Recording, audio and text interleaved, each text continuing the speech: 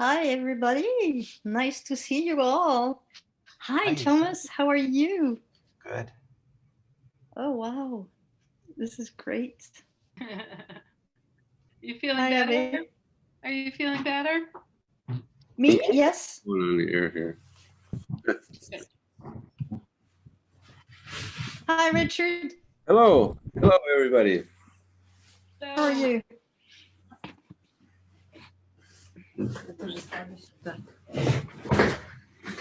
Hello, hello. How nice to see you all. Nice to see you. Hello, Abby. Hello, Isa. Hello, Aki. Hello, Hi. hello. Back, Hi, Kamna. Kamna, hello. Hi, Hi. Hello. hi, Kamna. Hi. Good.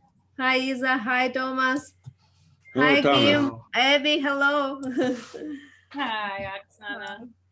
Well, Steve just wrote us and he asked us how much time would he have because he wanted to Hi, Charlotte. I How much you gonna give him? yeah, right, Yeah. tough one. That's Hello, Steve. Welcome. Hi, everybody. Stephen. Hi. Hi. Hi. Good morning. Good morning for me, anyway. Good Evening for most of Oh, you. Michelle. Hello, guys. Hello. Gosh, man, this has been so long. Oh, Yes. uh, Hello, everybody. Hi, Steve. Hi, Isa. Hi, Mihal. Yes. Richard and Oksana, that's Mihal we're talking about from Poland, who lives in Guangzhou. Wow. Are you in Hello, Richard. Guangzhou Hi, right now? Oksana. Yes, I'm in Yeah, well, Guangzhou. yeah. It's middle of the night. I was Right gonna now. say, what time is it there? Yeah, it's almost 2 2 a.m. 2 a.m. So I'm wearing quite a lot of clothes because it's middle of the night.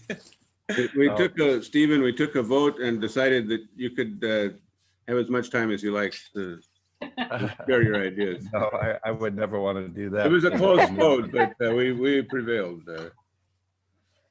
So let the Irish come out. How long are we scheduled to go? There is no schedule. From here on, it's just whatever we want to do. Well, I I know think we're booked we're in for 2 hours. we're all Yeah. busy, important people, so I'm Mhm. sure everybody else. Hi there, Abby. How are you? Great, Steve. How are you? Good, good. Charlotte, nice to see you. Yeah, Come- so nice. Yeah. Is it 10, guys? For whom? About a minute to go, 1 and then it minute. will be Yeah. it will be the hour. All right, Oh. Richard Oksana, did Hi, you get a It's 1 o'clock, not 10 o'clock. Get your clocks together. Mary Massaro? My gosh. Hi there. God. I think of all the people on the screen, I've known Mary and Abby probably the longest. Huh? think so. It's the Yeah. white hair. That's how we know. I knew Mary when she was 16 years old. Well, that was yesterday kind of thing, right? Yeah, that's right. That's right. Yeah. Absolutely right. Yes. Yay! Hi, Molly. Hi, Molly. Hey! Hi, Molly. Hi, Molly. Good morning, good afternoon, good evening. And Hello, Molly. I've known Welcome. Molly Welcome. for, I've Hi, known Molly Cecile. Oh, hi, Cecile. Hello, hello. Still. Hello, Cecile. Hi, Cecile. Richard, Oksana, how many people are presenting their art? I think probably 7. And we're talking 5 minutes each? Well, it could be 5 minutes, but It some, could be last too. but you know, we always say 5 minutes, but it's not always actually 5 minutes. Well, how about we just go around and each person just say their name and where they're from. How about that? I like that. So Isa, you're in my upper left, so you want to go first? Okay, sure. Hi, everybody. My name is Isa. I'm from Belgium, and I've been with the group and with Stephen ever since 2013 was the first time I met Stephen in China. And then I went to Transcamp in San Diego, and now at home, as most people. So I'll be presenting my art later on as well. Great. So happy to be here. Okay, so I don't know if you guys all see this. Welcome Thank you. is to our Welcome, Isa. Creative Mind Art Community Meeting. Welcome everybody. I have a chance Yeah. to see you all, and I'm so glad we are meeting together because the last months when we meet like small group, and we just have a really big desire to get acquainted more and to see each other art and to share with each other how Stephen Gilligan's work was influential on our life and art. So welcome to everybody, welcome artists, and welcome our dear viewers too, our participants, and welcome Stephen. We are very happy to see you too. Great, and I'm assuming you all know Richard and Oksana. They're my partners in Creative Mind. They live now in what is the name of the place? Aubergine? Abkhazia. Yeah, exactly. That's my point. But, Oksana's originally the Siberian quantum queen. I refer to her. So welcome. So let's just move along and just introduce ourselves. Kamna, you want to go next? Introduce and then we can show art. Yeah, that's right. Kamna? Hi, I'm Kamna. I'm sitting in Oxford at home. I have never met Steve, but I have learned a lot from him. I have met him on Zoom and I have done Creative Mind. And I think a lot of Steve's teachings are changing my life every day. Background is physics. I want to learn to paint. So that's me. Welcome, Okay. Kamna. Welcome. Abby, I don't know if you all have the same distribution of screens that I do. I'm going across the top. No? Yes. Okay. Abby, you want to go? Yeah. Hi, I'm Abby Miller. I am an art therapist, and I've been working and training with Steve since 1990. And my art has evolved and come into the world, and now is created in many different forms, but I'll be sharing a process that I've named the Duende process painting that has been really powerful, moving, and really rich in lots of ways. Celine and Dan. Welcome, Abby, by the way, if you don't Celine. know, Welcome, Daniel. Hello, Celine. Among the many artistic expressions of Abby, she did the painting on my genitive trance cover book. That's Abby's work. And she was actually probably the first artist to go full blown in the supervision groups, where there's some pretty intense processes. But I credit that to Abby giving birth to all that. So welcome, Abby. Thank you. Hey, Tom. Tom, I see you next. I'm here. Hi, Tom Lyon. I'm Santa Maria, California, and I'm been to a number of trans camp weeks, and I don't know how to draw anything or paint anything. I've done pottery, but and I like to go to museums. So that's my claim. So I'm happy to be here, and I say hello to a few people I know, and Isa and Celine, I see you've jumped on, and very nice to see everyone. Yeah. Okay. So let's move along. Mary Massaro. Hi. Yeah. Hi. My name is Mary Massaro. I am presently a psychoanalyst.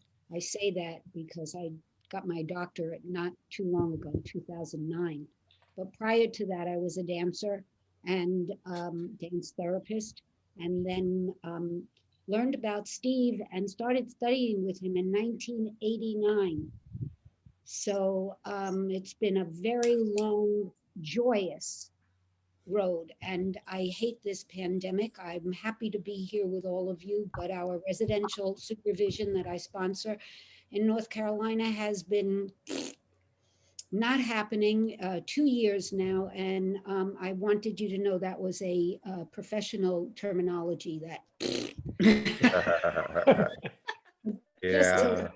Yeah, just to let you know that I'm so happy to be here with everybody and inspired by creative minds.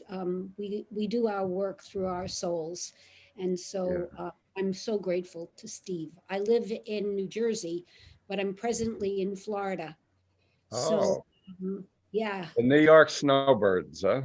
You got it. I wasn't ever, but I've become one now. I could work 10 hours a day right here doing my stuff. So There's the great migration of the New York area people to Florida for the winter.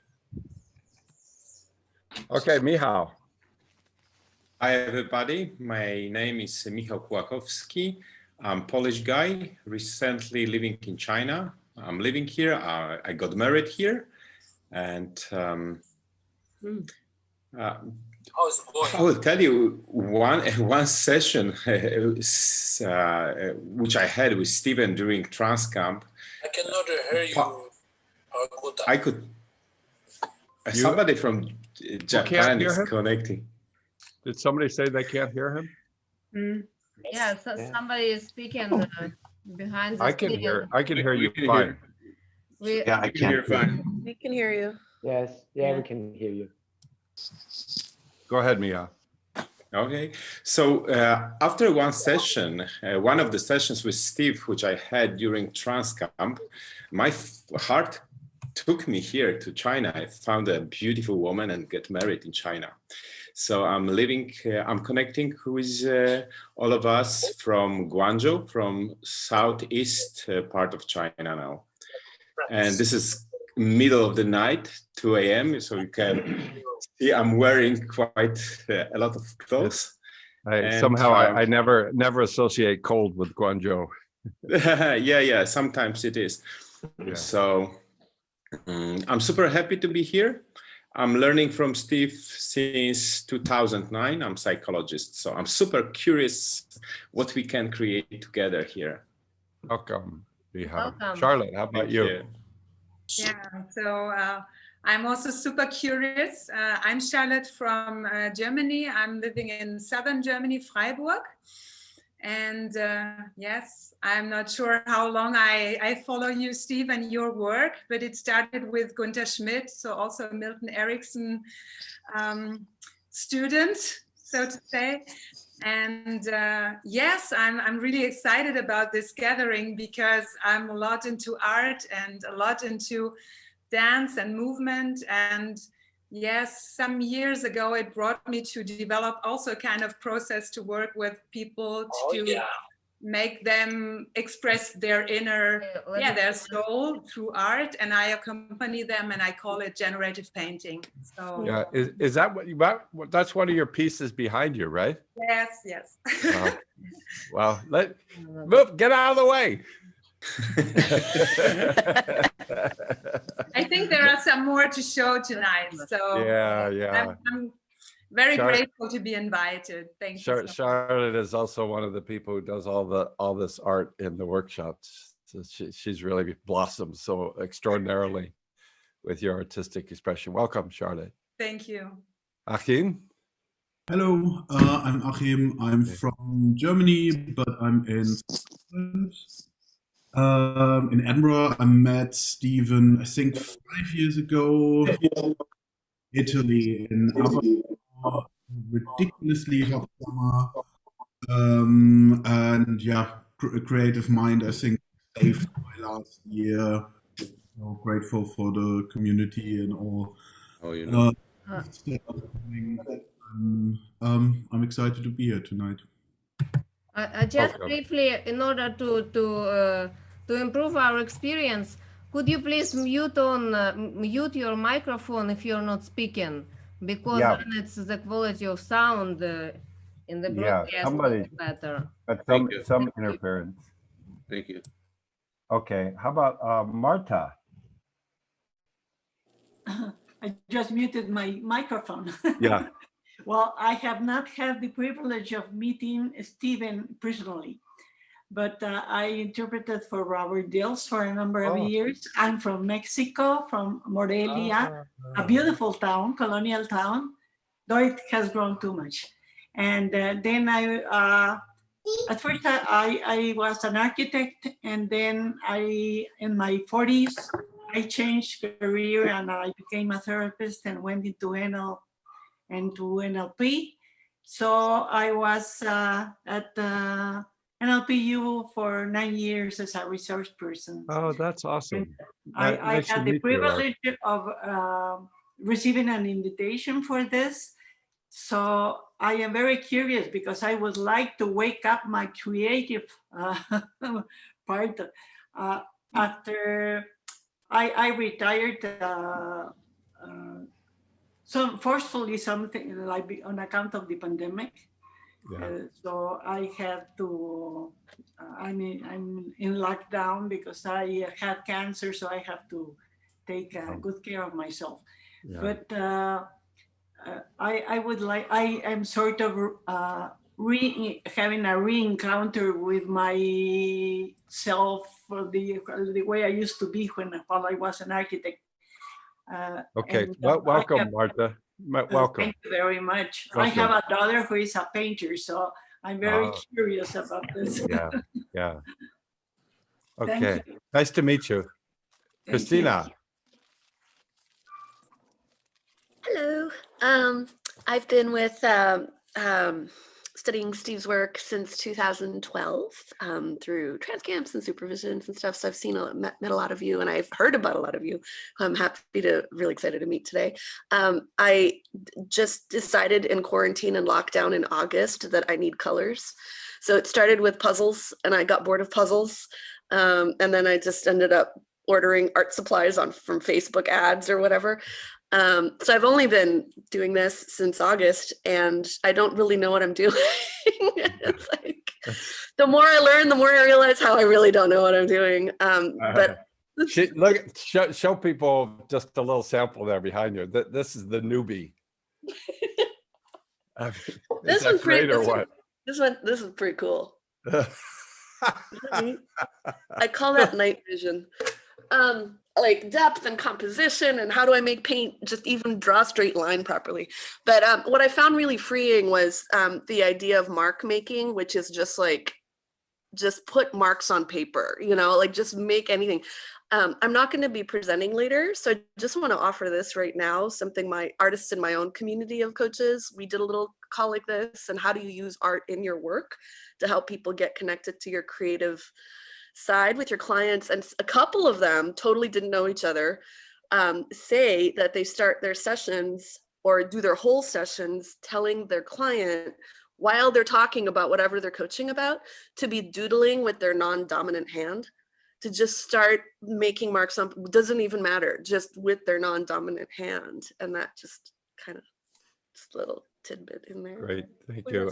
I'm just gonna say, just out of respect for wanting to make sure that people who are going to present the art have time, we should keep these things really short, the introduction. Yeah, welcome Christina, and welcome Marta. Yeah. Also, maybe Steven, we could watch right now one presenter, one artist, and then we could continue with other presentations. Well, let's just say, sorry, Oksana, sorry for interrupting. Why don't we just say, hello, my name is Cecile. I'm from Martinique. So Cecile, and so we'll just include everybody by name and where you are. Okay. Hello, Cecile. Nice to meet you. Molly. Welcome. Welcome, Cecile. You presented me already. Yeah. So Molly. Yeah. Molly. Yeah, I'm Molly Gazzino. I'm in Austin, Texas. Welcome, Molly. Nice to see you. Yeah, but Bhavana. Bhavana from Madrid, Spain. It's nice to be here with all of you, really. Nice to see you. Very welcome, nice. Havana. Welcome. Andrea. Your mic is off. Hi, I'm from Austria, and nice to see you. Really appreciate to be here. Yeah. Welcome, Andrea. Yeah. Dan. Mike. Mike. Oh, yeah. Hi, I'm Daniel. I'm from Buenos Aires, Argentina. Happy to be here with all of you. Welcome, Daniel. Great to see Celine. Celine. Yeah, Mike. Hi, yes, I'm Celine Humantega. I live in Santa Cruz, California, where we often have supervisions with Steve, but not this year. And glad to be here with you all. Great. Debbie. Good to see you, Celine. Welcome. Welcome, Celine. Debbie. Hi, I'm new. I only heard about this a couple of hours ago, so I'm quite excited and curious to know what it's about. And I'm based in the UK in Yorkshire, and I'm excited to be with you all today. Great. Welcome, Debbie. Carol. Carol. Mike. There we go. I'm Carol Ames from Olympia, Washington, and I just appreciate everybody who's presenting today because I love creativity. Thank you. Welcome, Carol. Great to see you. Melissa.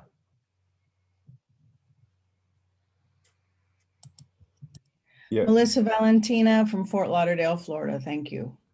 Welcome. And we just got, okay, and Kelly. Hi, I'm Kelly Taft, and I'm in Duxbury, Vermont. Awesome. Wow. Welcome. Happy to be here. Thank Susanna. Your mic. Hello, I'm Suzanne, and I'm in Paris, France. Happy to be with you tonight. Oh.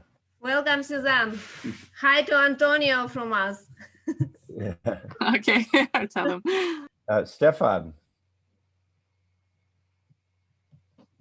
Hello, I'm Stefan. I'm from Germany, and I'm really curious. And greetings to you all. Awesome. Welcome. Thank you. And Jim November, it just looked like you rolled out of bed there. Welcome. Yeah, kind of. Yeah, I'm Jim November. I'm in Northeast Florida. Awesome. Great to see you. Okay, I'm doing group picture right now. So please, everybody. Great to see you all and welcome again. What a wonderful group. So let's start to present our work. And who would like to start from our artists? Well, actually, I thought that I'll speak briefly, I promise. But I have my obligatory poem.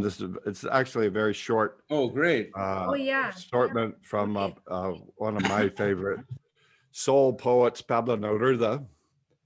And he says, I have a mind to confuse things, to unite them, to make them newborn, to mix them up, to undress them, until all the light in the world has the oneness of the ocean, a generous, vast wholeness, a crackling, living fragrance.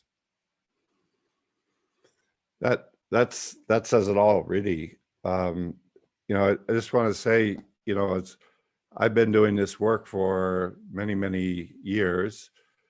And the creative mind work awakened about a year ago. And it was really, in some ways pandemic inspired or prompted.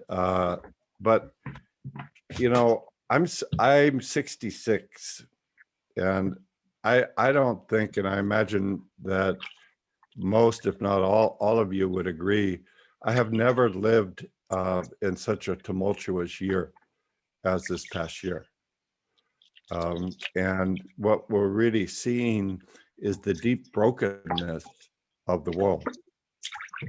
And it's not entirely a bad thing, because I think it's showing us that a particular epoch, a particular period of consciousness that's been probably 500 years, the mentalist period, where the ego, a single ego, was trying to dominate everything, it's over. It's just fracturing before our very eyes. And we see it in these three main movements that I've been, particularly shaken by, which is started with Me Too, you know, and of course all the gender and the women's work, you know, began in the 70s in terms of this epic. But Me Too, I think, was a really momentous thing. And it really brought into a new level, at least in my eyes, this whole thing about how women have been systematically left out and violated out of the community to have a true voice and a true feminine principle. We've had the environmental crisis, which I think is, you know, in that single pandemic is a reflection of how deeply broken the human connection is with Gaia. And we've raped it and pillaged it, and it's hanging by a thread now. And so this whole relationship we've had that has allowed us to pillage and rape the whole planet, I think is really coming to a crisis point. And then, you know, particularly I think in the United States, Black Lives Matter was shaking everything here. And I think those three things, among others, all are related, because I think, again, we are in this 500-year period where we've had a community of mind where one position, basically the white Christian straight male, has claimed itself as superior and as entitled to be able to control and dominate everything. And so that's falling apart. And so it really calls us to what is trying to emerge in response to this deep brokenness.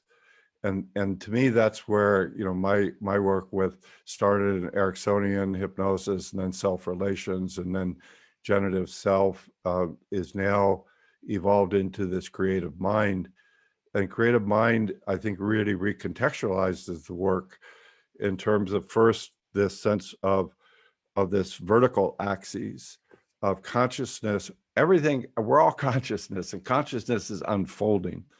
And it unfolds through connection, and it goes through, in the creative mind model, these 5 levels, which is spirit, before matter, before time, before space. And I'm not speaking religiously here. What Jean Gebser called the ever-present origin that infuses every moment and every particle of being in the world.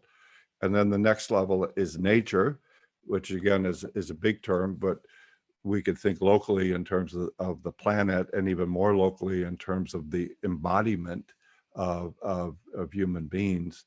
And then we go into collective consciousness, which is interconnected but doesn't have self-awareness. And then we have culture, we have family, we have groups, and that's really the basis for this representational, where we're now working on maps of the world. And then that moves to, you know, where we've been in terms of this individual self-awareness, where this sense that each individual can represent the world in a unique way, and so has the opportunity to uniquely become and open in the world. And that's a real Pandora's box, you know, because that whole individual self-awareness rests on the capacity to unbind your consciousness from anything else, from any particular time and any particular space. And so you have freedom, you know, and then you have the freedom to develop QAnon in a matter of months. You know, you have the freedom to think the California fires were started by Jewish space lasers, right? And you can get elected. You don't want me to start on that. So we have that unbinding, which gives us this astonishing freedom, but also so much freedom that we can hang ourselves with the rope. But I think this is it's calling us to move to this fifth level, which is what we might call creative mind, which is sort of, what traditionally might be called Buddha mind or Christ consciousness or integral mind, where every particle of the system is differentiated and has self-awareness, but every particle contains the whole and feels a communion and a connection with the whole. So to do that, I think we have to shift from focusing on individuals or, sort of private work to really always contextualizing our work in terms of connection to the planet, connection to communities, connection to different cultures, so forth and so on. I think we can say in terms of art that it's clear that to do that, the analytical brain, verbal left hemisphere is completely inadequate for being able to do that.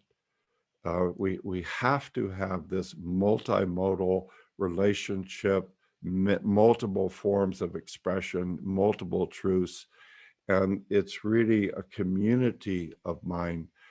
So for that, I see art as so crucial to being able to have any sort of chance of being able to cultivate this community of mind. And so that's why I think it's, it's not only something like, in the mentalist idea, art is, oh, that's nice. We go to museums once in a while. And, it's not really considered to be a mainstream language for everyday living. But I think it needs to. So as, my main professional commitment, as far as I can see, is to the creative mind work. We're developing a certification and we're doing books. And I think that art is such an integral part of it. So I really see the evolution of this work really coming from a community of people like yourselves who can be able to express it and represent it in the many different ways. So that's my little spiel about it. And so now, Oksana, I'll turn it over to you, and you can invite our sort of main guests to share what they're doing. Thank you, Stephen. Thank you, Stephen. It was really interesting, and I just started to think literally the art is the connection between cultures. I mean, we all around the world, we know the work of greatest artists, for example, all we are. And by the way, what about art behind you? What culture is it? Well, this is an Aboriginal painting here. I got it in Perth in Western Australia at this sort of co-op for Aboriginal artists. So I'm not going to move the camera, but that's considered a contemporary. And interestingly, as a side note, so I was checking out all this Aboriginal art when I was in Western Australia, and I went into a gallery, and there was a white guy who was like the head of the gallery, and I said, just how old is this Aboriginal art? And I was expecting 5,000 years. He said, well, it's like 40 years old. He said, because the Aboriginal people never saw it as stuff to put on the walls. They would go out in the outback to do their rituals, and they would paint these symbols on the rocks or on the trees in order to do their rituals, and then they would walk away. It's like, okay, that was our expression, and we bow and we walk away. And then some white guy came along and said, hey, you can make a lot of money from that. So Thank you. By the way, it's exactly this picture. It was the source of inspiration for Antonio Mezzo, who created all art for a Creative Mind summer course we did this summer with Steven. Yeah, and much more. Yes, and it will be continued. So can I just screen share for 2 minutes something? yes, You bet. Yes. I just wanted to show you, we're talking about Antonio.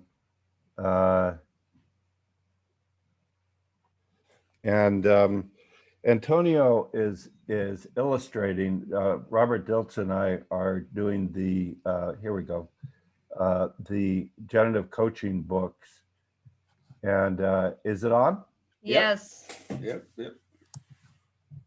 Okay, so here's how Antonio is. This is Robert and my. These are from transcripts of our generative coaching, and just as an example. Antonio is doing the layout, and also these are his drawings, illustrations. I don't know. I think you can see that pretty clearly, right? Yeah. Yes. So yes. So he's just taking the transcripts and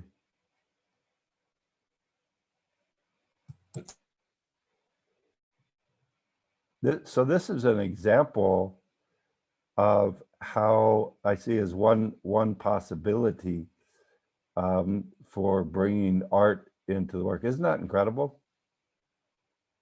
And you know, Antonio has come to workshops. I mean, he's illustrated Robert's books, but he's come to many workshops, and he sits in the audience, and he has his iPad, and he's got some software where he does these illustrations as he's listening to the workshop. And then usually we have him the next morning, we start the day with him showing a PowerPoint of a review of the day in terms of the 3 or 4 key ideas. And I always think, my God, he's like able to express these ideas so much better than me.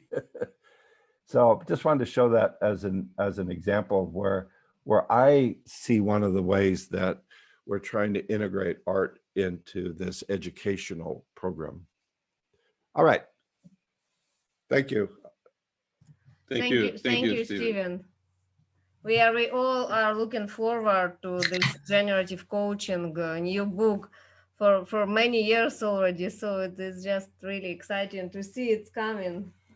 Yeah, the human consciousness is such an amazing thing to explore, to use, and you know, this is one of the ways that we do it. Is it's through art, which of course, as Oksana said, transcends culture, transcends language. I think it transcends us, or maybe it becomes us.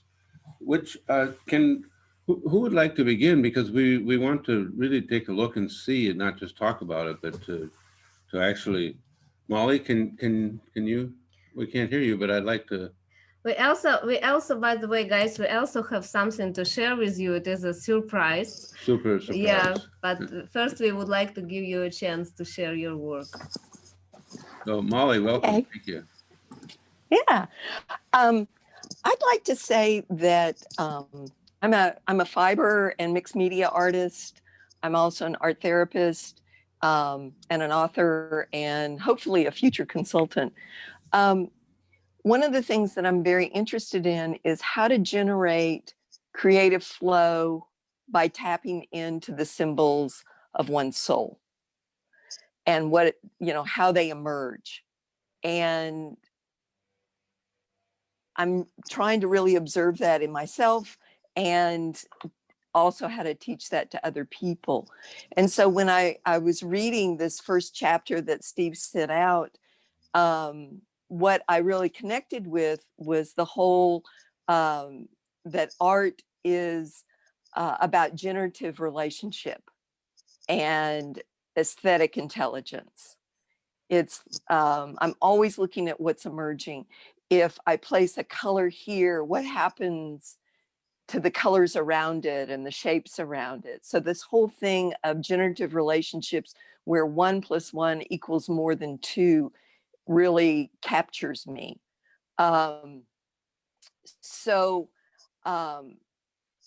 when I look at a final piece, what I see is all these different relationships between the individual parts.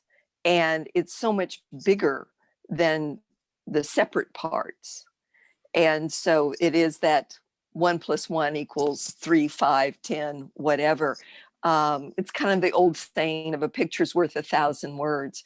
So as Steve was talking about Antonio's art, that capacity that in one slide to bring multiple concepts together is just so fascinating to me. And it depends on, you know, in a collage, if you have a group of people leaning into each other portrayed and they're all talking, you can change the whole thing by the same people sitting in a circle, but they have their backs turned away from each other. So there's all those different messages that are portrayed at once. I wanted to share with y'all quickly some of my art. Yes, please. This is what I call a prayer mandala. Oh, and this, wow. Beautiful. Wow. It's all beaded and there's netting and silk ribbon. Molly, can you and bring it even closer to your camera, please? You Let me know, see. is there a way to like pin her, or do we just have to shift? Everybody does that for themselves, Stephen. Yeah, we pinned. If you shift to active speaker, it might be bigger. Right. Yes, Okay. I got it What now. is that? Beautiful. What is that? Okay, so y'all can see that. It's really only like about 4 inches by 4 inches. How amazing. Huh? Beautiful. But it's, I used to make really huge art quilts, but it became kind of like quilt wrestling and it was hard on my back. And so I'm now down to 4 inches by 4 inches, which is a lot easier on my body. Another thing that I do, and I have a couple of these are pins. This is jewelry. It's made out of silk wool, and it has feathers and semi-precious stones and vintage beads and that sort of thing. So these are little tiny microcosms that's again turquoise and feathers and silk and that sort of thing. Here's one more of those. So they're all like these little mandalas that you can wear and have fun with. And they're very soft. They are like featherweight. The other thing that I wanted to show you guys quickly are these journals that I make. Oh yeah. Oh. Wow. And it's a special project inspired through Steve's work. This is they're all quilted. I don't know if you can see the. Yeah, we can see. Okay, and then this is the inside where it's amazing. Okay, and so they're blank, but it's a project called the Good Works Journal Project, and I give them away, and I ask people to, because they take about 20 hours to make individually, I ask that you do 20 hours of Good Works and then record it here in the journal and then find somebody else who wants to participate and you get them the journal and then they do their good work and pass it on. So that's an ongoing project and it was very much inspired by my work with Steve. I've been working with Steve since the 90s. So Molly's in the Austin, Texas group, Guys, which you is can turn your 32 years. on and let's make upload this. Fantastic. Thank you. Thank you for listening. Beautiful. Beautiful, Molly. Amazing. Thanks. Thank you. Amazing.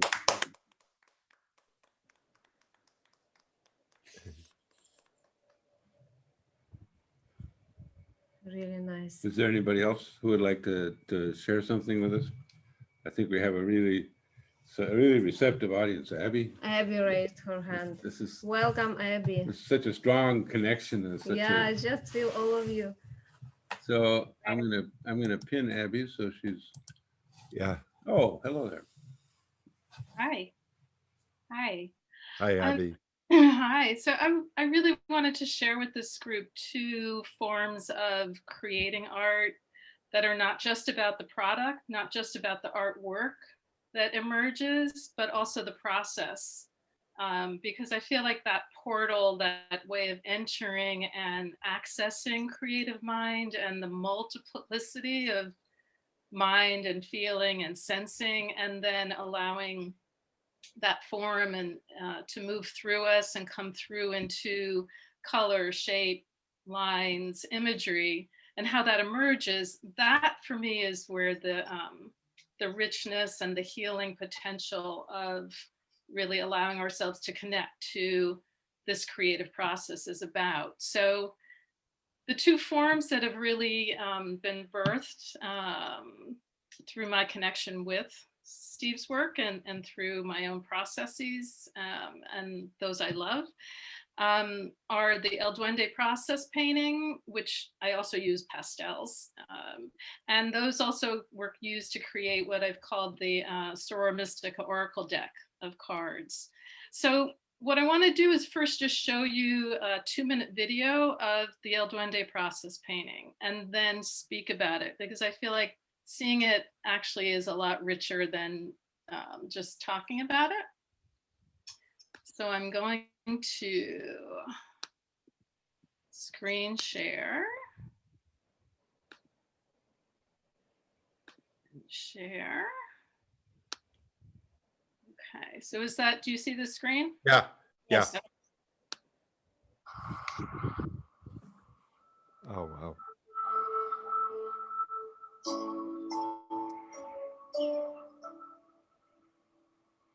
Wow.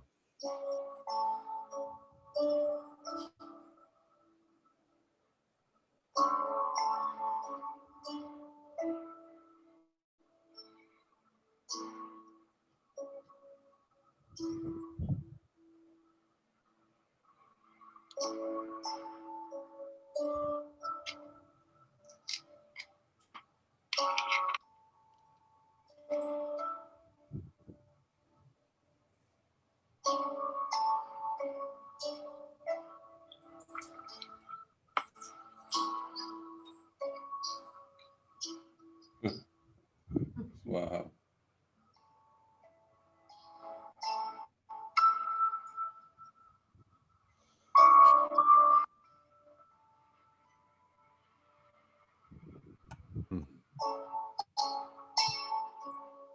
Wow.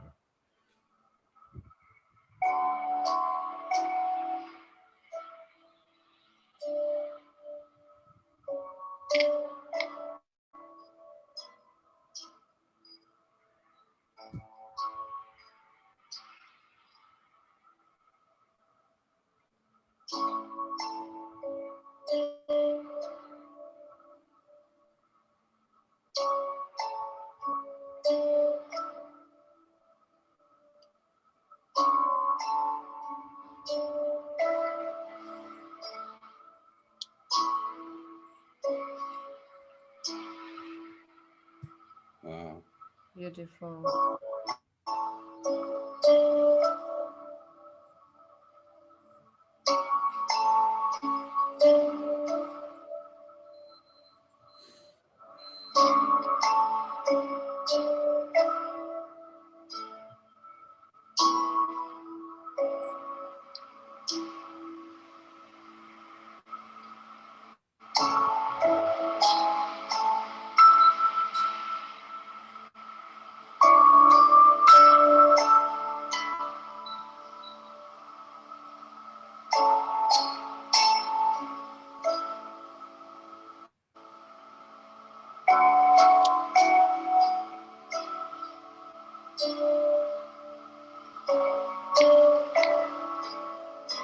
Wow.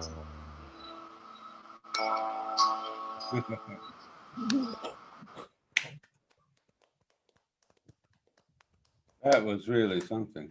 Beautiful. So Abby, that was from a one session, right?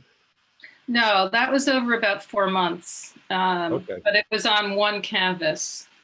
Yeah.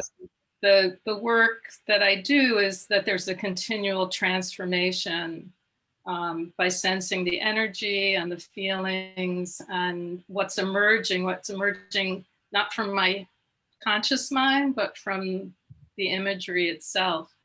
And this piece was, it began because I was really needing a space to process my daughter and her husband had had a second miscarriage. And I knew that there was no way my mind could wrap around it and find a healing or a settling place, but that the art and the imagery has always been what gifts that. So my work and my life has, I think, been very dedicated to doing that for myself, but then also teaching this process and teaching and guiding that awakening in everybody, because this has nothing to do with you being a quote unquote good artist. Anybody can do this work and has done this work. So thank you for witnessing that. Yeah. Awesome. Yeah. I thought it might have been from a single session, even though I could feel there was so many different pieces, but because, you know, Abby and Mary Massaro and Jim November, we do this residential group in North Carolina. It started originally in North Carolina, then moved to Boston and Providence and back down to North Carolina. And we usually work on the floor, sitting on the floor, and Abby does her artwork. People are doing, like Mary Massaro's writing poetry, and Abby likes to be really close to the work. So she's often at my side. She's gone through multiple forms, like collaging. She was ripping up magazines. But the most astonishing thing to me was, I'd be working, it's really intensive work in those groups. And I would just be feeling something so deeply, and I would look down, at what Abby was doing. And it was like astonishing, like, oh my God, that's exactly what I was like feeling, experiencing in my realm. Yeah. Incredible. And then usually what we do. Please mute your microphone.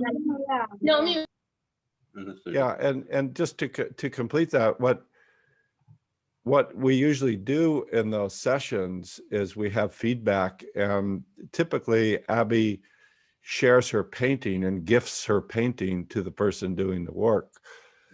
And there's a sense of, oh my God, where did that come from? Where did that come from? Mm-hmm. And we just started seeing this, such an incredible evolution, where there was one image, and then as the work progressed, it sort of started morphing, as you could see in that. And then you got the idea to take iPhone images, photos every 5 minutes or something? Just when the impulse felt like, yeah. But that was the tracking the transformation and feeling into the gifting of the creative evolution, that it's there, as long as I could be relaxed and open. Yeah. And welcome. And you have to welcome whatever is going to come. So it's not always pretty, and it's not always, nice, but welcoming whatever makes room for what needs to be seen and welcomed, and transformed. Yeah. Awesome. Thanks. Thank you. Thank you. Thank you so much for sharing this beauty with us. Thanks again. Very nice. Very nice. So I'm going to ask if I could be next. Mostly, okay. Yeah. Mostly because of my work being an extension of everything that Steve just said. So I think I've already introduced myself as a dancer, previous lifetime, and a dance therapist. But I've learned everything from, I want to say, the feet up. And I've also learned everything through silence, never feeling that I had a voice. And that was okay because I had a body and I could use my body. And over the years, Steve and I have honored the body in our residential self-relations groups. This creative mind feels to me like the most perfect evolution to coming back to that place of soul. And, you know, the language of movement has a voice that comes from a deep place within. So the poems that I've written honoring that silence and honoring my mind-body connection have been written over the years with unwavering support from Steve, as he really described Abby working on one end of the room doing her artwork, and me being literally on the floor diagonally pretty far away from everybody. And at the end, and writing this poetry en vivo, right while things are happening. And at the end, as Steve has said, Abby will show her artwork last. I will be asked to share my poetry. And the uncanny synchronicity, just what Steve said when he'd look down and he'd say, holy shit there, excuse me, I'm from Brooklyn. You know, he'd say, you know, look at that's exactly what I was thinking. But at the end of an hour and a half, what would happen is that the poetry and the artwork felt as if it was literally one. And I'm so grateful to being able to now have a voice, which for 10 years I kept quiet in all of those supervisions. And then I finally felt like I could say something. So what I'd like to do is I have two poems that I wanted to read, but I want to put up on the screen I'm having a cat war right now, if you want to know what's going on. Lucy, goodbye. There. Oh gosh, she wanted to be part of us. Okay, so I'm going to share screen and see if I can put up, so where is my,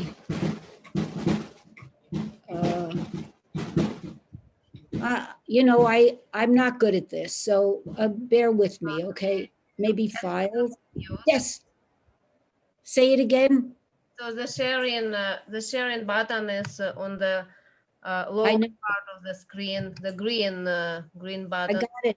I got it. I'm up there, but I'm just looking for where I would find my desktop because I have the picture on my desktop. So bear with me, guys. Yeah, sure. Abby, do you want me to share mine? Share your picture of the Lady of 10,000 Hummingbirds and I will read it. How's that, everybody? Great. Right. Great. Thank you, Abby. Right.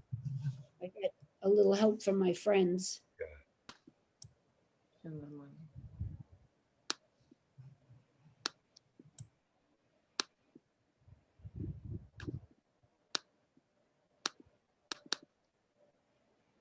Oh, maybe I should stop sharing. Is that you? You're Zoom, a leader, and is that your screen? That's Abby. Okay, so you don't have to, yeah. Okay.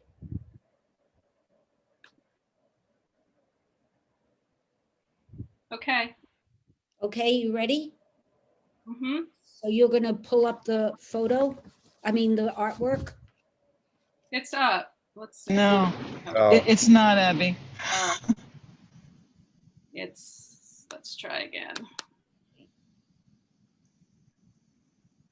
It says let's see.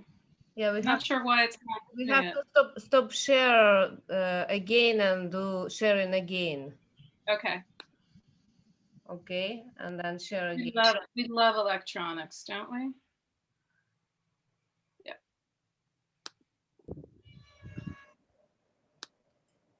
How's that? There you go. Great. Okay, thank you. Beautiful. So Abby is in one corner, and Steve is in the middle of our circle working with a person who's the patient, the client, and there's one or two therapists. So there's 4 or sometimes 3 people sitting on the floor in the middle, and the work begins. And she begins doing her pastels over there, and I am writing over here. And this piece of art and piece of work is called The Lady of 10,000 Hummingbirds. Swimming in the sea of sorrow, the undertow reveals reflective glimmers of light for the unborn. Vulnerability floating about, joined by cords that could at any moment strangle, give out, or cut off the life force. Will she be eaten alive at any moment the cord is cut? Will she be left alone only to be devoured, ripped apart, one joint at a time? How long could this go on? In the distance, above the horizon, black-winged birds spread their beaks, beating their wings in unmeasurable speeds. They magically fly, revealing their iridescent crowns. 10,000 hummingbirds, bringing nourishment, dropping the food down to the sea floor, revealing the sustenance and connection to her future. She swims, climbing up, arriving at the place where freedom connects to breath, connects to light, and connects to survival. Mm. Wow. Thank you. What beautiful work. And I have one more. Thank you. Abby, can you find this one? Mhm. Okay.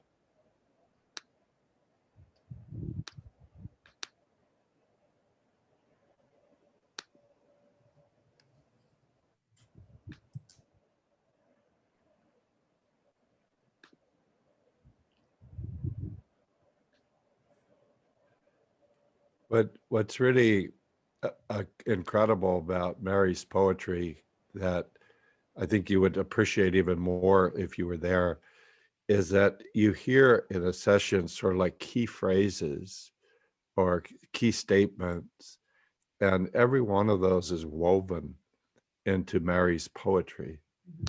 So you really got all these sort of these key symbolic elements represented in Abby's painting and Mary's poetry. It's really quite a 1-2 combination. Thank you. This one is called When You See the Fork in the Road, Pick It Up and Feed You. That's a joke for Yeah, that's a joke for those of you who our Americans. Yeah. The fork in the road. I think everybody knows that. But anyway. Yeah. Okay. On May 6th, there was joy felt throughout the world. This day was named the Birth of Peter Day. He was surrounded by kindness of strangers who came from all over to bless him. Sorry. Like all tales of long ago, there were curses that coupled the blessings. He grew not knowing why, but he grew knowing of his determination to find the cures. Years of bitterness, years of red hot rage, years of discontentment, years of shame bit down on his heart. He gnawed away at him. It gnawed so deeply, like flesh-eating demons, evil spirits that left him hungry. He cries and sobs, shook the mountains of the land. Every cry shook every mountain. He wept to be released. The tears brought courage to stay true to himself. And so a journey of divinity began. He walked his path to self-empowerment, knowing all too well that it starts from within. He walked for more years, and then at exactly 6:50 p.m. on March 27th, 2010, he stumbled on a key in the road. He knew at once it was to be used to unlock the curses. He turned the key to unlock his broken, imprisoned heart. Cheers were heard once again across the land. They named that day the rebirth of Peter Day. Thank you. Thank you. Thank you, Mary. I changed the name just because it felt like, yeah. And the dates. Except for the March 27th, that was really the day that we were together. Yeah. I thank you all so much for inviting me. I'm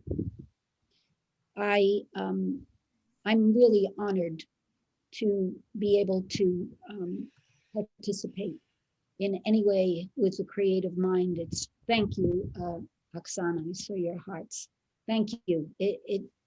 This has not been an easy road for me to speak. I'd much rather Celine and I move. Yeah. So I love you. Together. You got Sister Celine over there joining you. Thank you again. Sharing with us from your beautiful soul.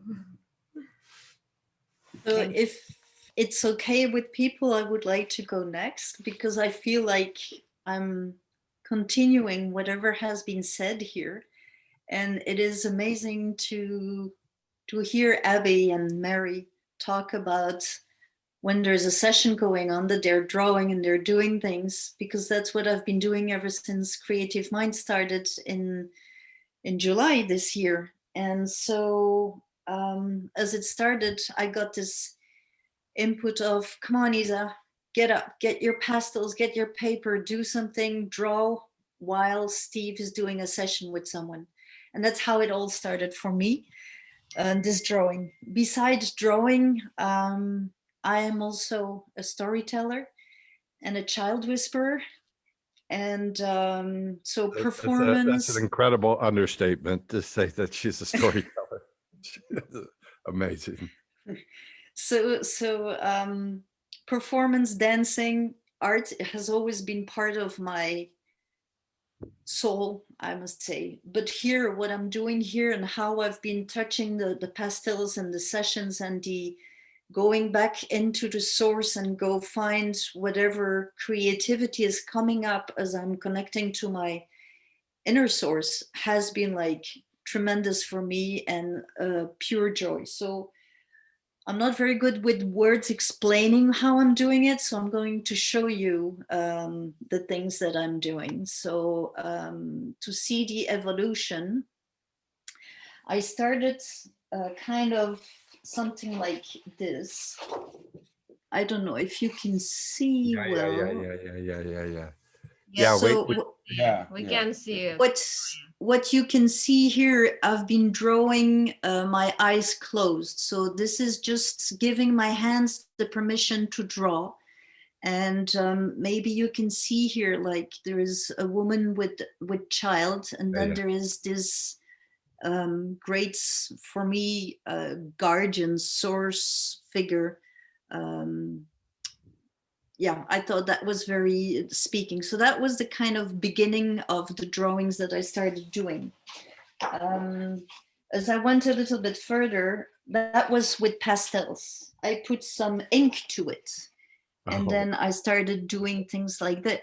You saw this this beautiful work and that's the one on the mail as well that we received today.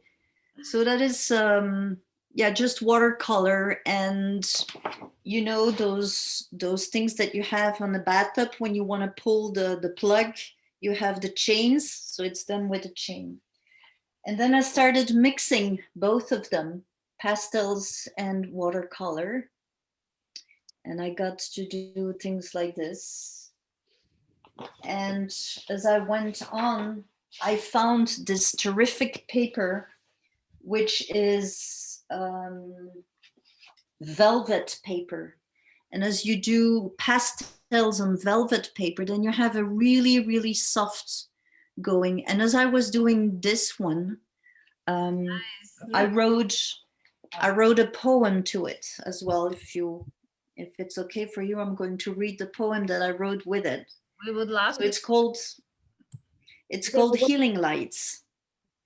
Is there a way that we can continue to see the picture? Okay.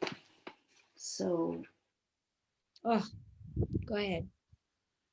Feeling dark and pulled down to a place of darkness, a void, feeling left alone, not seen, not heard, needing human presence but not knowing how to ask. Come to the healing lights. Let your body be lifted up by the purification and healing energy of color, movement, and let yourself be transported to a new place filled with love and joy and kindness. And know that you are always welcome into the healing lights. Listen to the sound of the colors. Let your mind, your spirit be transported with this rhythm to your inner space and feel the healing into your cells. Love, deep gratitude. Become the rhythm. Become the lights. Become the healing. Become. Be welcome. Being of light, being of love, be yourself. Oh. So that was one. And then another one that I created as well in this velvet paper, something like this. Oh, that's nice. Yeah.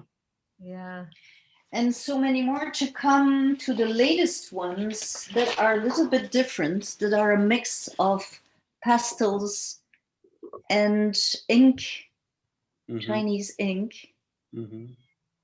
Beautiful. Wow.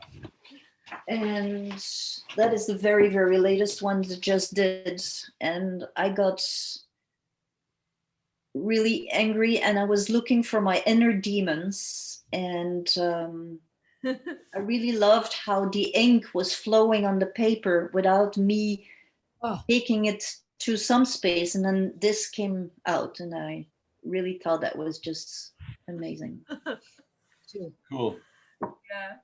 So that's where I'm at right now, and I really love going on and trying to experience, because it's all experiencing and it's all feeling and it's all going back inside and getting close to those lights and things. So thank you for listening. Oh, thank you so much, Isa. Thank you, Isa, for sharing your beauty.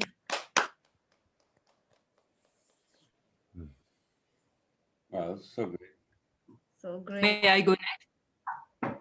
Yeah. Yes, please. Because it's very interesting. I think like each person who is talking is bringing the other one. It's the same thing already. So I went through old drawer to find a drawing, because I used to do that, but honestly, it's not my main art. I found one.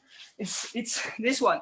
Okay. And it's very dirty because I did this something like 12 years ago. But okay, I got one art. You see it, right? It's beautiful. It's pastel. Beautiful. It's pastel. Yeah. But my main heart is writing. So I will read a part. It's I actually timed myself, so I'm sure it's 5 minutes. It's part of a novel, the last novel that I wrote, and I find myself an agent this morning, so it's a big day for me. It's in a fantasy world where people go into a kind of trance, and when they do that, they access to a part of their deeper self, if you like, and they take the form of their deeper self. Most of the time, it's animals. So The main character is a healer. His name is Evan. He's a spiritual leader. And when he does this, he becomes a transparent deer, transparent stag.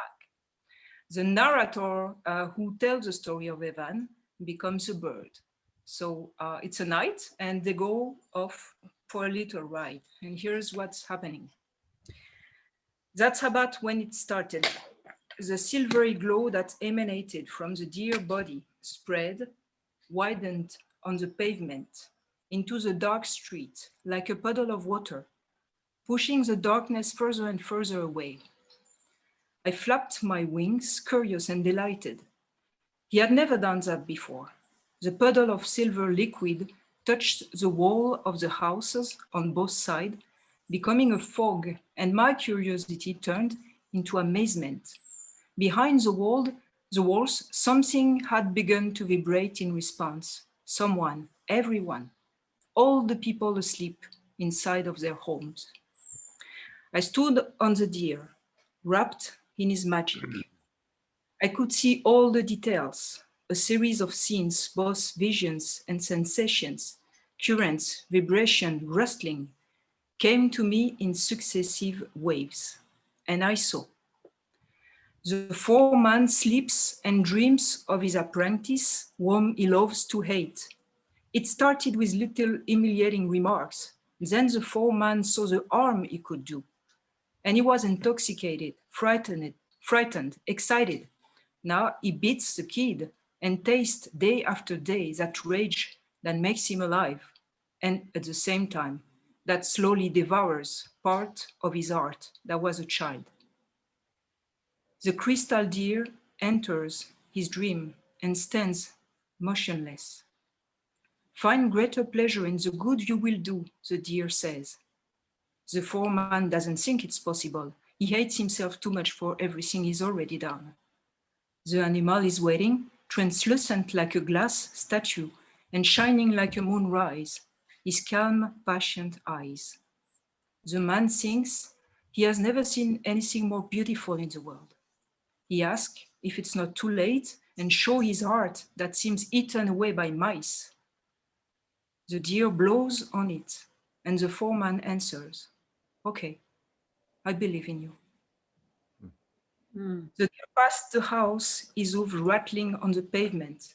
Even before the foreman took his horse, I saw. In the old couple's home, a decade of mutual resentment. You don't love me, they say to each other. You want to hurt me, they think of each other. They are so unhappy. When she sees the transparent deer, the old woman is the first to lay her hand on her heart and say, I believe in you. The old man does the same. The great deer contemplates them, and they hear his answer in his clear eyes. If you believe in me, then believe in love. He basks them in silver light, and in the cottage, the quarrels, entangled like balls of wool full of needles, are untied. The wool is soft without needles. The deer kept trotting. At no time did he give me the impression that he was doing anything else, that he was deliberately provoking these miracles. But it kept happening. Before a raised building, his radiance affected all floors simultaneously.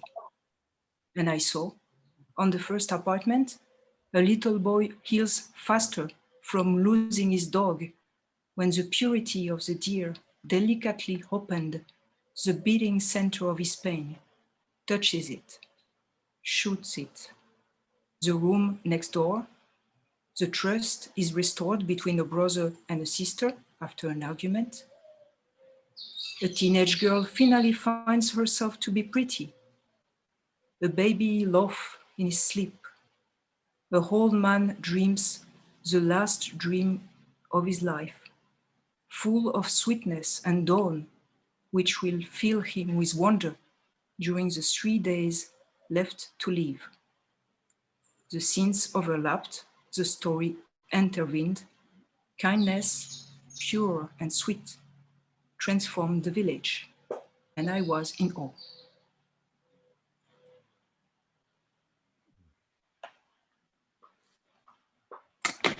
Merci.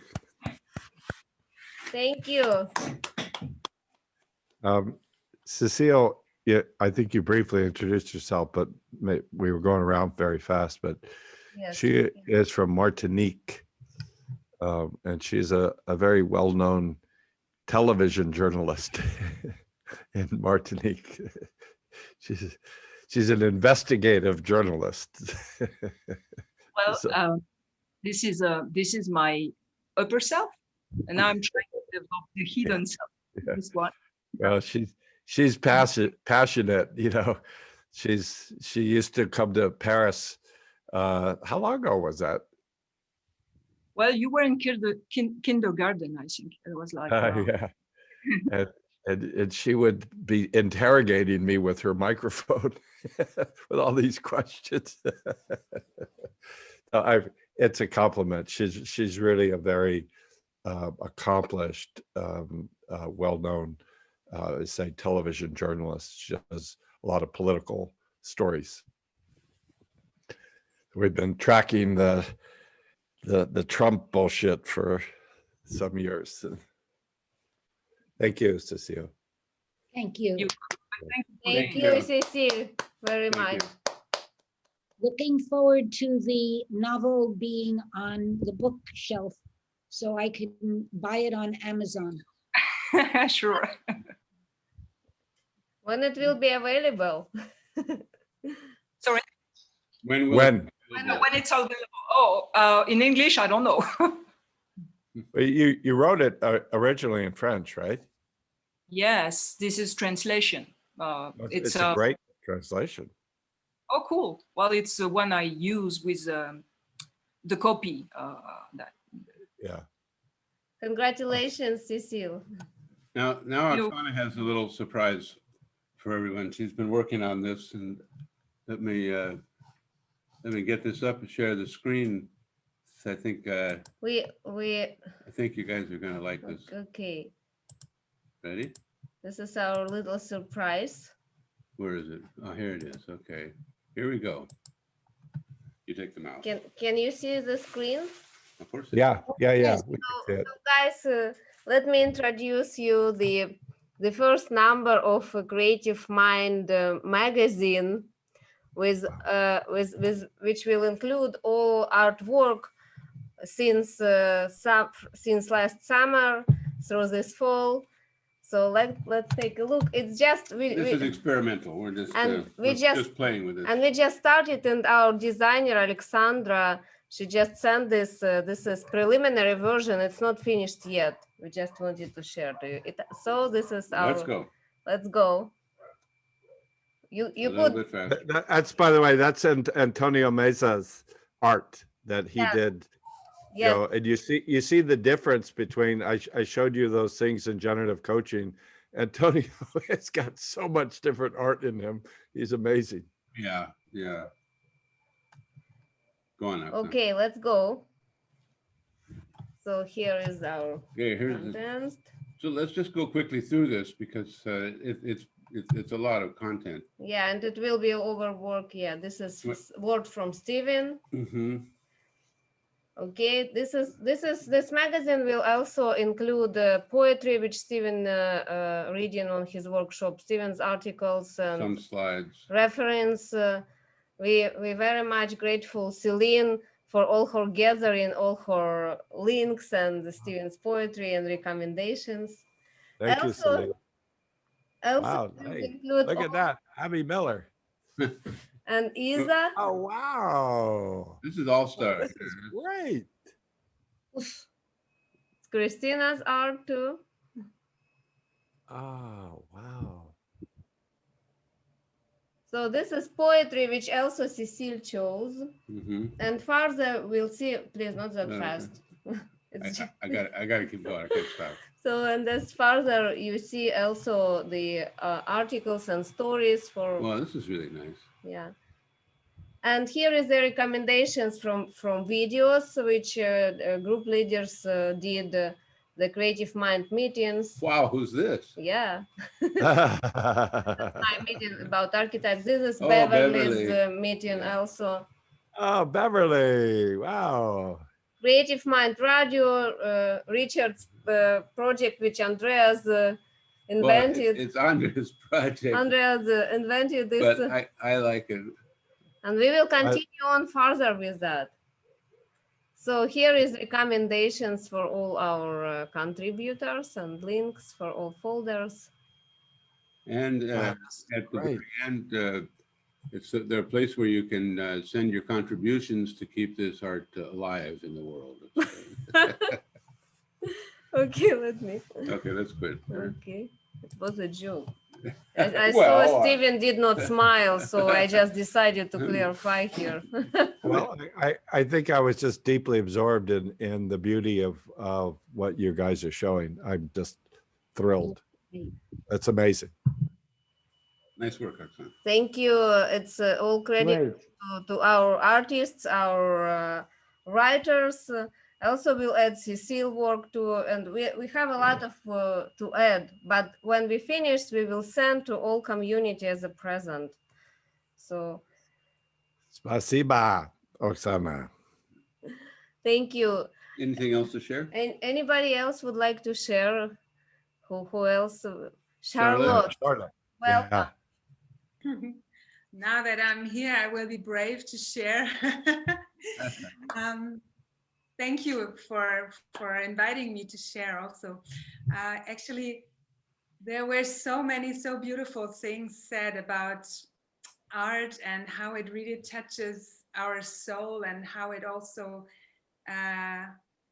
is a kind of a vehicle to express what is and to actually touch what is within us. So to touch really also these unknown and all the creative potential.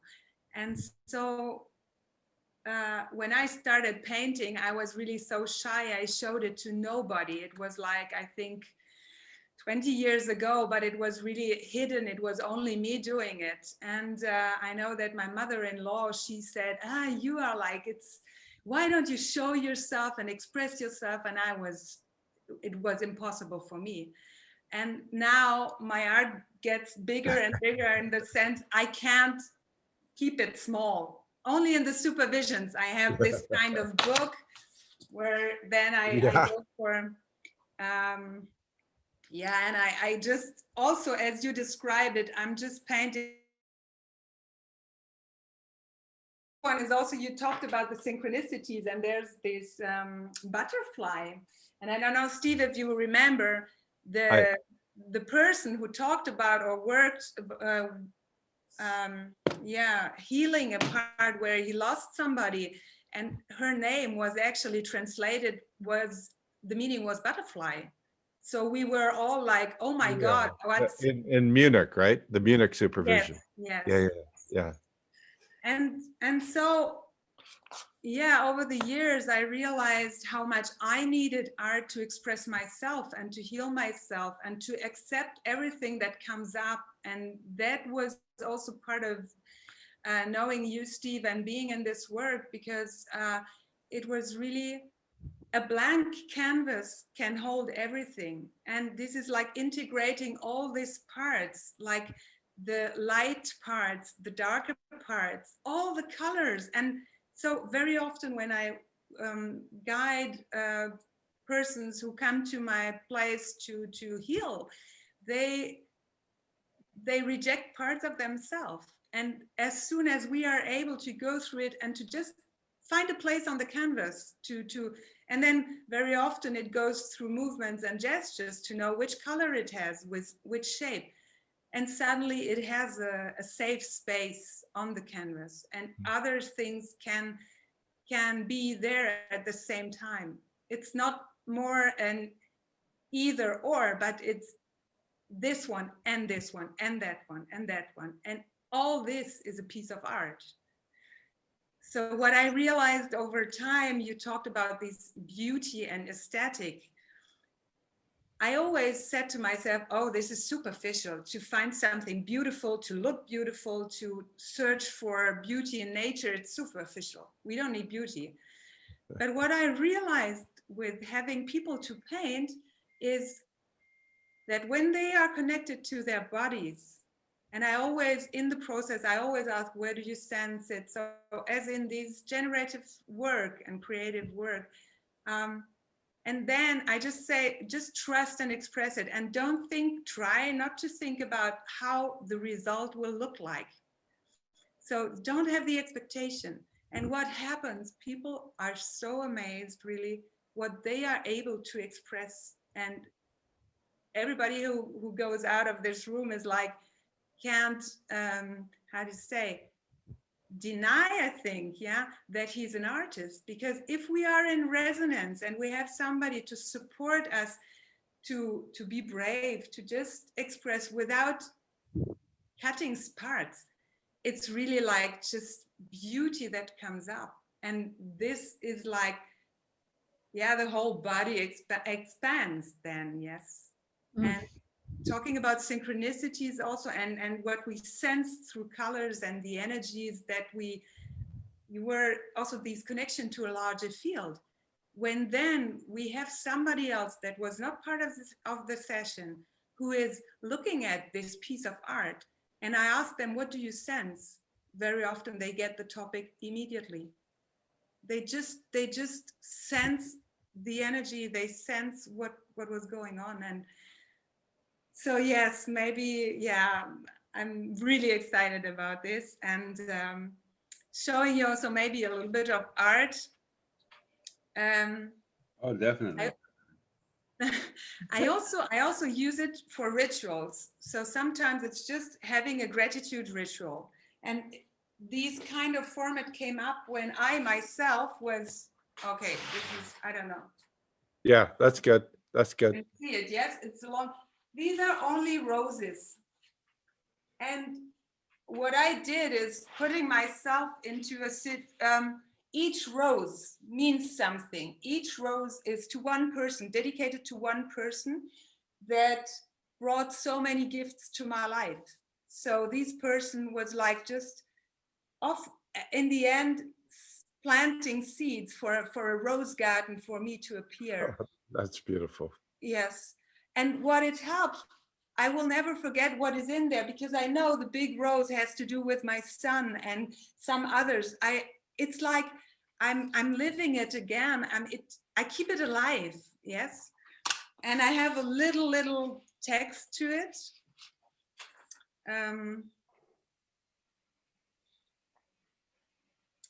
And it's called like To a Friend. You never promised me a rose garden. And what showed up over time is an endless ocean of roses. Seeds that found a fruitful ground. Earth fertilized with love and trust. And watered with endless patience. All over a delicate scent of roses. And my heart filled with joy and gratitude. I feel blessed. Yeah. So for me, it was really the beauty of co-creation, and it's valid for all relationships. It's when we are really open and fully present without any expectations, the blossom is just surprisingly overwhelming. So yes, this is one part to really also invite to use colors and painting as rituals to just, and you described it also, Abby, and yeah, so it's I don't know if and the last one I had to digest myself something very about a relationship. And I took two big canvases like the size of two doors, and I put them on the floor in my house here, and Wow. I don't know if you can see it. Yeah. That's So, good right there. Yeah. So together they built one. They are one piece of art, right? And these circles, these were the encounters, so the spaces that came up from each one of us. And over time and going through it also in the movement, in the dance also, for me, it came up that I really realized how beautiful it is when pieces of art, so people can merge and can also stay apart. So these two canvases, they stay alone and they are still connected because they inspired each other. Yes, so they influenced each other and they are still connected. Yeah. Wow. Very nice. Thank you very much, Charlotte. Whoa. So much. Sharing your beauty. Great. Great, great. Charlotte lives in the Black Forest still, right? Yes. Yes. Yeah. The French mother, German father. She's on the borderline. Aren't we all? Aren't we all? That's beautiful. It's so amazing to see each of you. It's like I sort of harken back to when I first met you. Like, wow. That's just so fucking amazing. Wow. Thank you, Charlotte. It's really beautiful. Debbie, Really do you have your hand up for a reason, or is there a technical malfunction? Sorry, I wasn't sure if you would let me speak this evening, and I didn't want to be rude and interrupt anybody, but I didn't know what the protocol was. That was all. Well, do we have any more planned people, Richard, Oksana? I don't know. Are any more planned people here? I think everybody's Christina, shared. you said you're not going to share. I'd love to. I just didn't put my name on the list. Oh, good for heaven's Okay. sake. And Debbie too. Everybody who. Debbie, I think we'll have time to hear from you. Yes, But sure. I know Christina was planning. Anybody else in addition to Christina? If you don't have your name on the list, there'll be a fine, but you can. A fine. Okay. So who was just speaking? Oh, is it Debbie? Debbie. Is that, yeah. Okay. So how about Christina does a little piece of something, and then Debbie, then we'll go to you. Great. Okay, Christina, you're on. Ta-da, Art. Hello, everybody. You've seen a lot of my stuff was in the email that went out. So that was kind of where it all started with the alcohol links, which for any of you who, I heard a couple of people will be like, I don't know how to do art because I'm a physicist, but I'd like to. It's a really fun medium because you can't fuck it up. You just look it up on YouTube. It's called alcohol links. All you need, very easy. Literally, you throw colors on paper, you blow it around with a hair dryer, and it looks good. So I did that for a while, and then I moved over into acrylic paint and ink and pastels, and now my entire house has just become an art studio. Everything is covered in paint. I haven't left my house because of lockdowns in months and months and months, and it's become this incredible adventure with the art. And at first it was like, ooh, fun, you know, when you're a super beginner and there's zero expectation that anything's going to look good, in a way it's a lot easier to play because there's no goal you're going for. You're just seeing what things do, you know, and all the happy accidents happen, was my experience. And then I got to some level of competence, like just the very little first level, and the demons came. And now, you know, it's like, sometimes it's all flowy. Like, I'm so glad I'm on a call with all of you artists who've been doing this for longer than me, because I'm just discovering this art process thing. And I had this thought that like, oh, art is just this lovely flow of expression and it just comes and you channel the thing. And it's like, no, you know, sometimes that happens. And sometimes it's pulling teeth. And sometimes I just hate what I see on the canvas. I don't know what I'm doing. And it's like, it's frustration, and you got to walk away from it. And then you come back, and then it's just the layers. It was fun watching Abby, your art, because it's like, yeah, the layers, but then you went like to a whole nother, I don't know how you did that and didn't create just mud. But the experience of ultimately letting it tell you what it's becoming instead of trying to make it be something. I think that's always the turning point when I'm trying to be visually creative with my body in that way, is being in conversation with it and just letting it happen.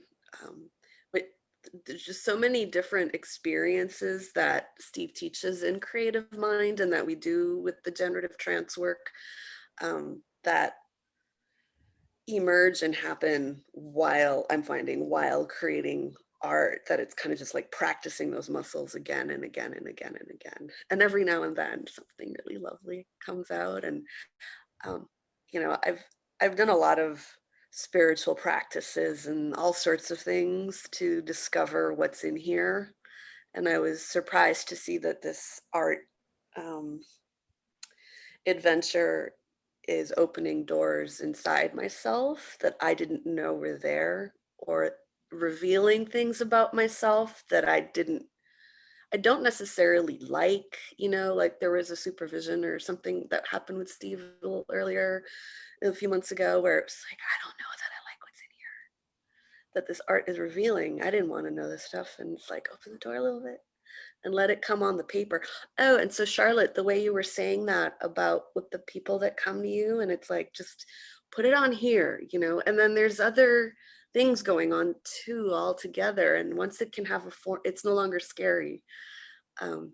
So I don't know that this is the place for this, but for those of you who want to connect, or I don't know how we're all connecting with each other through our telegrams or whatever. Yeah, we all Telegram, our community. You already there, Christian. Welcome. Yeah. I'm really curious to learn from you guys who've been doing this for a while, how you use art with your clients, with your, however you call them, your patients, your clients, to help them tap in, because I know that, you know, I've dabbled with mine, but I'd love to have some ideas, because it's just such a powerful doorway, you know, into that space. That's what I got. Thank you. It's fun to share. Thank you.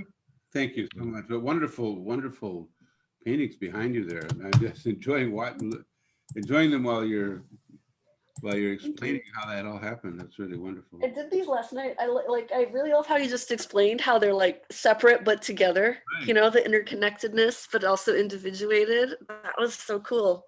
I hadn't even thought of that. But yeah, totally. Thank you. Thank you, Christina. On her Santa Monica apartment, right? 600 square feet. Started out in Romania, then went to Toronto, then New York City, and now fun in the sun in Santa Monica. It's lovely.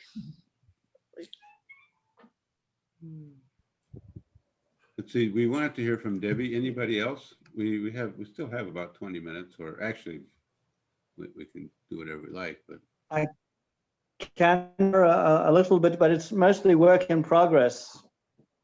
Yeah. Great. Exactly. Okay, so we told Debbie that she could go next. So thank you very much. It's much appreciated. I'm rather new, and I was introduced to yourself by my NLP tutor a couple of hours ago. He received your email, and he says, I think this is something that you'd be interested in. So apologies if I don't understand the concept of everything that's going on, but I've been blown away by what I've heard so far. So to start at the beginning, creative art is like for all ages and abilities. And my name is Debbie, and I believe in creative lifestyle, and I started mental health blogging and creative wellness on my journey to recovery. About 12 months ago, I decided to launch this on an online community on Facebook, and it was to share information about managing anxiety, depression, and many other things with an aim to ending the stigma surrounding mental health, because I believe that creative wellness aims to excite and motivate people, and I wanted to be able to offer this resource to everybody so that I could share my journey that I've been through, and how it's helped me to heal. So what I would like to do is to share with you some of the work that I've done.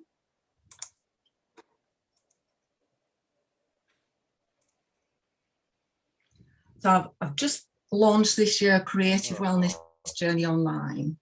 Awesome. This is some of the work that I've done, but I just wanted to show you my introductory video. I'm quite a visual person, and I just thought this was the easiest way to express what its aims are. Oh, thank you. We don't see videos though. We see it. Yeah, I see it. I see it. Okay. Yeah, we see it.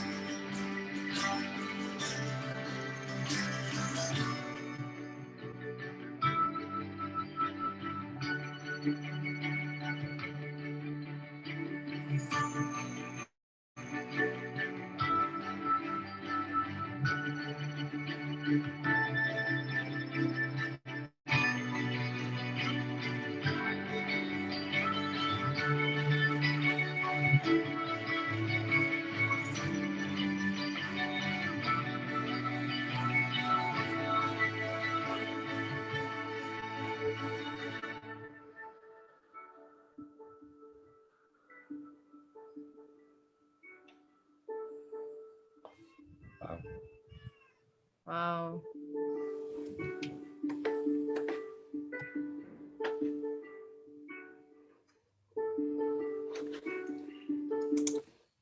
Oh, that's beautiful. Thank you. Wow. Wow. Thank you. Awesome. You've come to the right place, Debbie. Thank you. Is that an Irish accent? No, I'm from Yorkshire. Oh, I thought it was either Irish or Liverpool, but that's a Yorkshire accent. Yeah, that's awesome. Wow. Thank you very much. What I love the tree with the flowers in it. wonderful work. Great. And was that Stefan that said he was going to, who was the next person? I think so. Yeah. And guys, I just want to tell you, I have to leave in about 5 minutes. I've got another Zoom with actually Antonio and Robert Diltz about the illustrations for GC1. So I just want to give you that forewarning. Well, I can just very quickly share something. that would be on my tablet.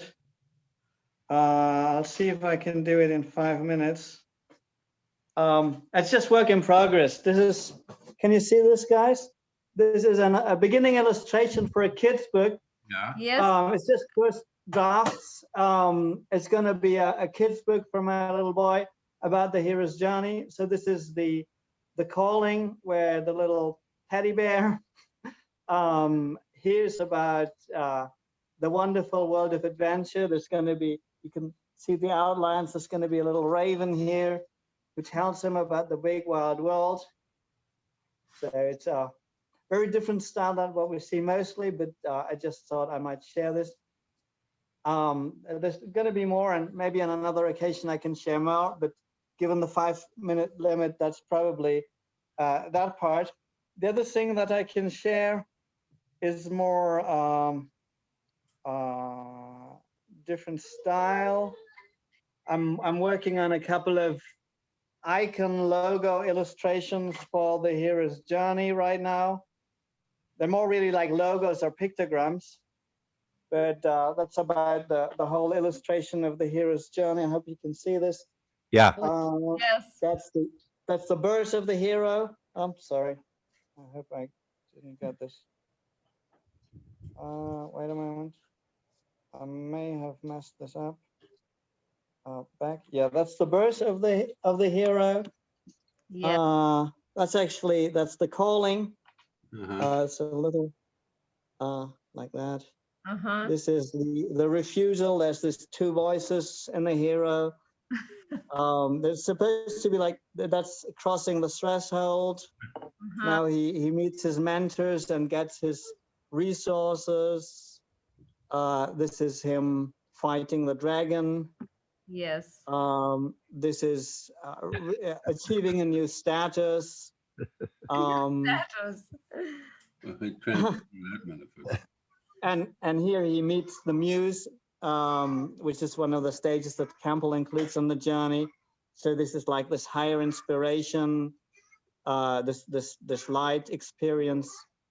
There's also the temptation, which is a different female experience.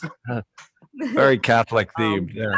Catholic. Yeah, I try to use the design from traditional pictures. So there's a lot of, especially Christian pictures, where the saint refuses that tempting woman. So I used this from traditional artwork. That tempting. A lot of the designs. This one's, for example, you find artwork with Dante, who has his muse Beatrice in the Divine Comedy, which you can see similar positions. This is basically this old alchemy drawings of the male and female union. Here I symbolize this with a chalice that this is like they receiving the ultimate boon. The hero receives the boon, and you can also see he's like has a new status. He's now crowned. And finally, he passes this on to others. So this is just a short view of the major stages, and I'm trying to create images. They may not be the final versions, who in a nutshell give you a little bit about the idea in traditional mythology. I'm still working with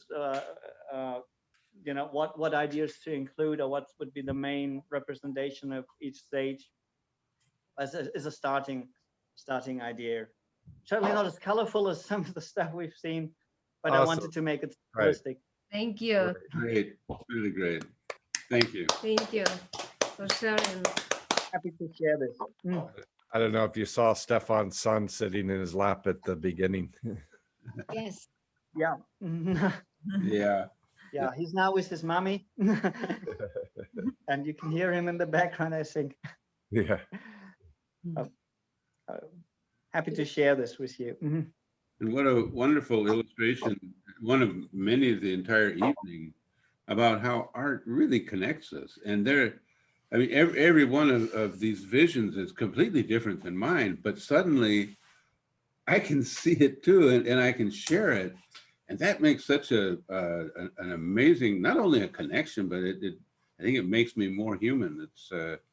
I'm so grateful for what you guys have shared, and Thank you very much. I'd like to invite you to join us from time to time on these adventures, because it's just one of the things that Stephen Gilligan's creative mind, this model, not only facilitates, but I think really reinforces. So let's look forward to a lot more of this. This is a wonderful beginning.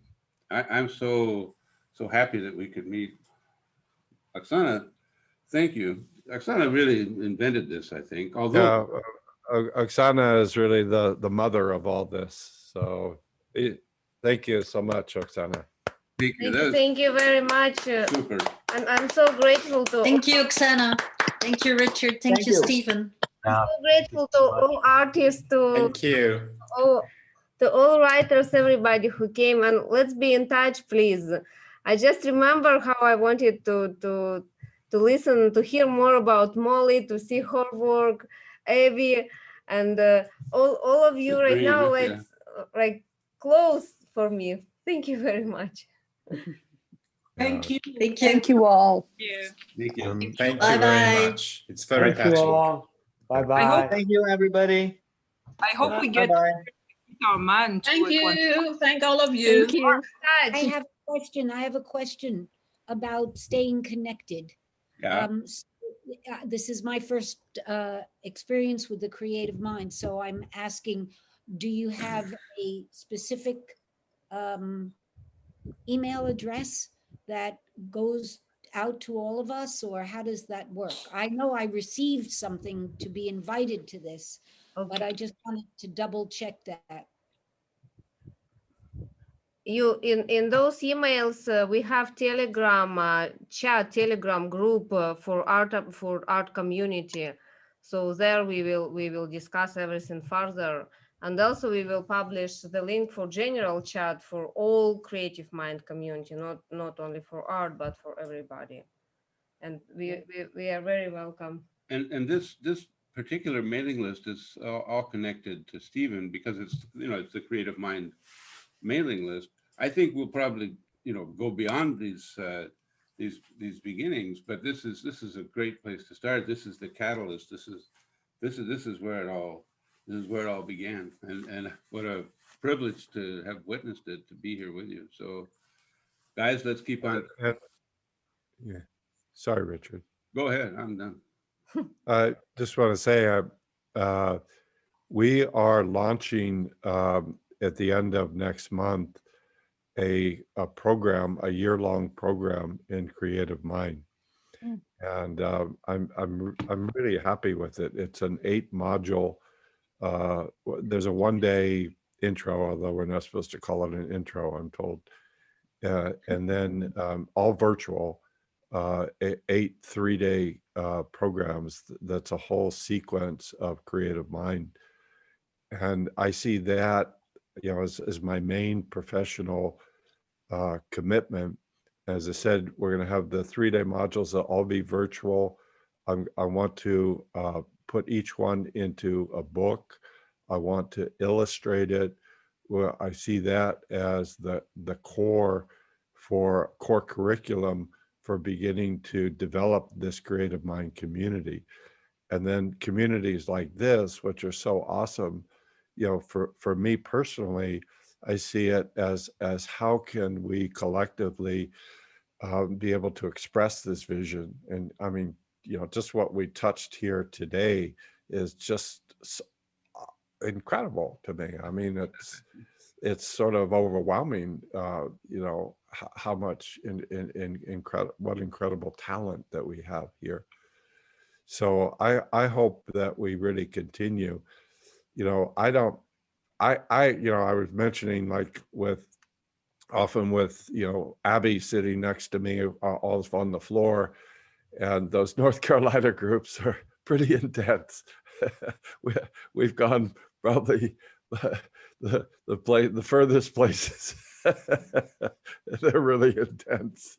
Yeah. And we're all living together, but just to see, like, during the work, and it's such sort of open, deep work that looking over and seeing what she's doing in her art and being sort of shocked that it was so resonant to what I was actually experiencing in my field of consciousness as I'm working with somebody. So I don't have those talents, you know, I have my own talents, but so I see like what this is one really significant piece of how could we take this and collectively be able to express it. If you haven't seen Otto Scharmer's website, I would really recommend it. And we can put that on the Telegram. Yeah. Otto Scharmer is the guy who, you know, was one of the co-founders of the theory of you at MIT. What he's doing with his Presencing Institute, I think is just extraordinary, where he's really taking this work into social justice and collective change and cross-cultural stuff. And he's bringing such beautiful art into what they're doing. So if you can see on that website, and I think we'll also put that YouTube link to this incredible poetry, visual art, music that they put together in terms of talking about the core themes of the Presencing Institute.